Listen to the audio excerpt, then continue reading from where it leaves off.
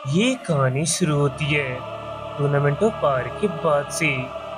हम जेनोसामा के पैलेस में हम देखते हैं दोनों जेनोसामा आपस में बात कर रहे होते हैं। डाई, क्या तुम्हें पता है हमने टूर्नामेंटो पार क्यों रखा था? जी जेनोसामा, ताकि हमें इस मल्टीवर्स का न्यू मेकिंग मिल सके। तुमने सही कहा।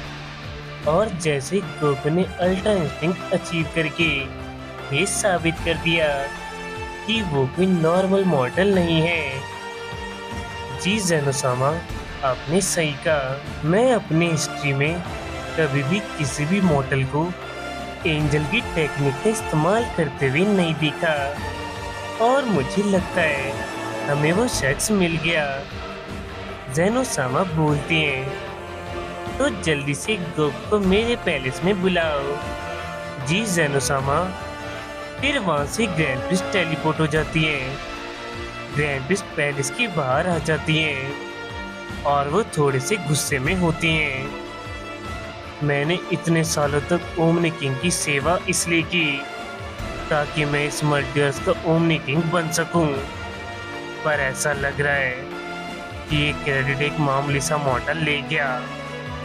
फिर ग्रैंड प्रिस्ट लिस को एक मैसेज भेज देती है, अब मुझे कुछ करना होगा।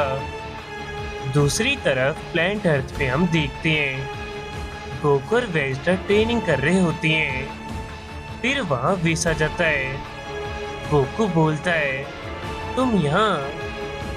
जेनोसामा ने तुम्हें याद किया, तुम मेरे साथ अभी चलो। आखिर जेनी को मेरे से क्या काम है? शायद वो मेरे से दूसरे टूर्नामेंट ऑफ पार के बारे में बात करना चाहती हैं। मुझे नहीं पता गोकू, बस जल्दी चलो। ठीक है वेस। फिर दोनों वहां से चली जाती हैं। वेजिटा बोलता है, आखिर जेनोसामा ने कैकरॉट को क्यों बुलाया है? कैकरॉट कोई गड़बड़ ना कर दे। वेस और गोकू जेनोसामा के पैलेस के बाहर पहुंच जाती हैं। वहां ग्रैंड प्रिस्ट खड़ी होती हैं। तुम्हारा स्वागत है गोकू, यहाँ आए इसके लिए शुक्रिया। अब चलो मेरे साथ। फिर तीनों जेनोसामा के पैलेस के अंदर आ जाती हैं। गोकू, तुम आ गए। क्या बात है जेनी, आप दोनों ने मुझे याद किया। हाँ गोकू, तुमसे एक इम्पोर्टेंट बात करनी है। जी बोलिए। हमने ये जो टूर्नामेंट पार करवाया सिर्फ इसलिए ताकि पूरे मल्टीवर्स में काबिल वॉरियर हमें मिल सके, और तुमने अल्ट्रा इंस्टिंक्ट जैसे डिवाइन पावर सीख कर ये साबित कर दिया कि तुम गॉड से भी ज्यादा स्ट्रांग हो। तो हमने ये फैसला किया, इस मल्टीवर्स का नया ओमनी किंग अब तुम बनोगे। ये सुनकर गोकू और भी सर पर जाती हैं। गोकू बोलता है, आखिर आप ये क्या बोल रहे हैं? मैं और ओमनी किंग? पर मुझे प्लैनेट्स को इरेज करना बिल्कुल भी नहीं पसंद। नहीं गोकू, ओमनी किंग में सिर्फ प्लैनेट इरेज करना नहीं होता। ओमनी किंग इसलिए बनते हैं ताकि वो अपने मल्टीवर्स को प्रोटेक्ट कर सके। क्या सच में? हाँ गोकू, तो बताओ तुमने क्या सोचा? गोकू मन में सोचता है, अगर मैं ओमनी किंग बन गया तो मैं प्लैनेट अर्थ के साथ साथ पूरे मल्टीवर्स को भी प्रोटेक्ट कर पाऊंगा। ये तो सच में बहुत अच्छी बात है। हाँ जेनी, मैं तैयार हूँ ओमनी किंग बनने के लिए। दोनों जेनो खुश हो जाती हैं। तुम्हारा शुक्रिया गोकू, अब मैं आजाद हो गया हूँ। अब हम आराम कर पाएंगे, खेल पाएंगे। आपका क्या मतलब है जेनी? मेरा मतलब ये है कि ओमनी किंग में काफी मिलियन सालों से बन रखा हूँ। दिखने में बहुत छोटा होऊंगा, पर मेरी एज बहुत ज्यादा है।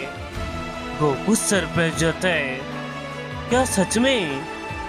हाँ गोकू, और तुम ओमनी किंग बनने के बाद मैं अब आराम कर पाऊंगा। टाई, अब गोकू को ट्रेनिंग दो और उसे ओमनी किंग बनने के लिए तैयार करो। जी जेनोसामा। फिर ग्रैंडफिस्ट गोकू और विस बाहर आ जाती हैं। ग्रैंडफिस्ट बोलते हैं, विस, अभी तुम ये बात किसी से भी मत बोलना। जी फादर, ठीक है, तुम अब जा सकते हो। जी फादर। फिर वहां से विस चली जाता है। गोकू बोलता है, आखिर हम कहाँ ट्रेनिंग करेंगे? हम एक स्पेशल डायमेंशन में ट्रेनिंग करेंगे जहाँ का वक्त 100 साल होंगे, तो यहाँ सिर्फ एक दिन होगा। ये तो बहुत बढ़िया होगा। तो फिर जल्दी चलिए, मुझे इंतजार नहीं हो रहा। ग्रैंडफिस्ट स्माइल करती हैं, ठीक है।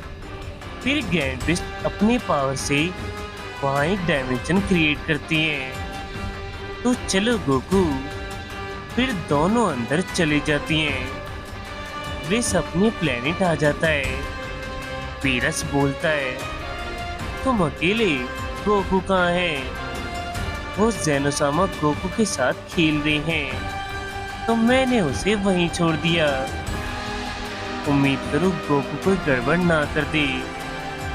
आप चिंता मत कीजिए लॉर्ड वीरस, सब कुछ ठीक होगा। एक दिन बीत जाता है, यानी कि उस डायमेंशन के अंदर 100 साल बीत जाते हैं। गोकू और ग्रैंडफिस्ट डायमेंशन से बाहर आ जाती हैं और सीधा जेनोसामा के सामने जाती हैं। जेनोसामा बोलती हैं, तो तुम तैयार हो गोकू?